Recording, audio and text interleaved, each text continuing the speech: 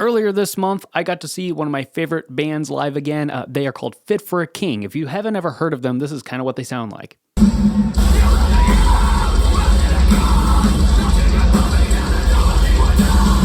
I don't know why, but in recent months, or maybe the last year, I've noticed that a lot of these metalcore bands are being more open about playing Magic the Gathering, so I don't know what that's about, but these guys, I Prevail, seen a few other bands doing it, and I thought, you know what, this is Magic the Gathering channel, and I'm a big metalhead, might as well just combine the two things for a day. So here are some custom commanders I made for the members of Fit for a King. All right, we're gonna start with Ryan Kirby, who is their vocalist. He has this thing that he can do where he can just like scream really long.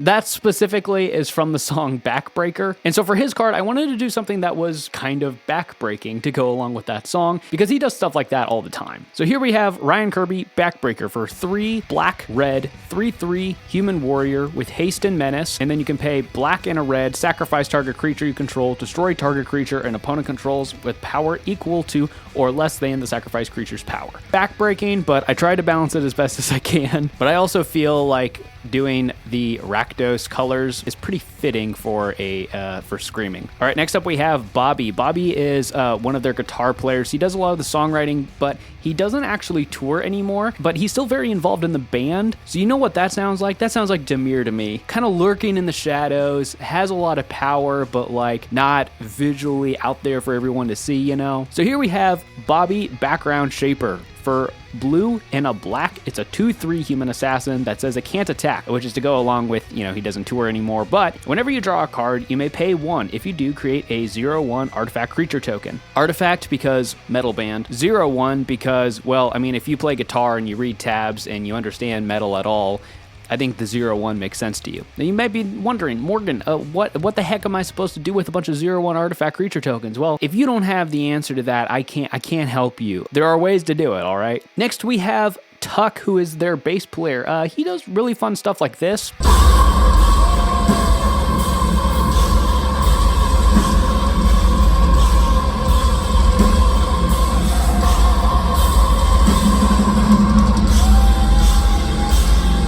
So he has gathered the nickname of the Human Beyblade, which I think is quite beautiful. So I wanted to go with something that had to do with tapping and untapping and stuff like that, because that's like in Magic, as far as gameplay, that's like the closest thing you can do to like spinning. I thought about doing like some kind of exerting matters commander, if you remember that mechanic from Amonkhet and Hour of Devastation, but there aren't really enough cards to make that work anyway, so I decided not to go with that. What I ended up with is Tuck Human Beyblade. For 1 blue red, it's a 2/4 human berserker with haste. Tap it to untap a target creature you control, and creatures you control have tapped. This creature deals 1 damage to each opponent. I feel like this is fun because in blue-red, there's already an option to kind of do this, but this version kind of lets you do that with cards that normally don't have that ability. So you can just play a bunch of blue and red cards for value, and then later in the game, use them to tap, and then use your commander to untap them, do extra damage. So a fun take on something that already kind of exists. All right, next we have Daniel. Daniel is their other guitar player, and he's been touring with them for a while, actually, I think, but he's contributed to their last couple records as far as writing goes. He also is in another band called Phineas, who are also really cool. And he is like the shred guy, you know? He's doing all the dirtily fun, really melodic guitar stuff. And I thought, okay, if we're gonna do something like with fun harmonies and upbeat, go get it kind of metal stuff, we need to give him a fun card. And as far as fun goes, I don't think anything is more fun than just playing a lot of really big creatures. So this is kind of what I came up with that. This is Daniel Harmonic Weaver for 2 green white, 3/3 human bard with vigilance. At the beginning of your end step, choose 1. Create X 1/1 citizen creature tokens where X is its power, or create an XX elemental token where X is the number of creatures you control. This is fun for a couple reasons, mostly because big creatures, but also because there's a lot of different ways to do harmonies, even though there's like different harmonies we hear more often than others. So it gives you options, which this card gives you options. But then the two options that exist do go together in a certain way, which is, you know, that's just kind of how metal guitars be. All right, last up we have their drummer Trey, who he's the newest member of the band. He's been with them for maybe 1, maybe 2 years now. I didn't really know what to do to make this card more personal, so I kind of just went for something that is kind of generic metal drum. So I was thinking, what makes drums so important in metal? Well, it keeps the energy up, right? It keeps people moving forward,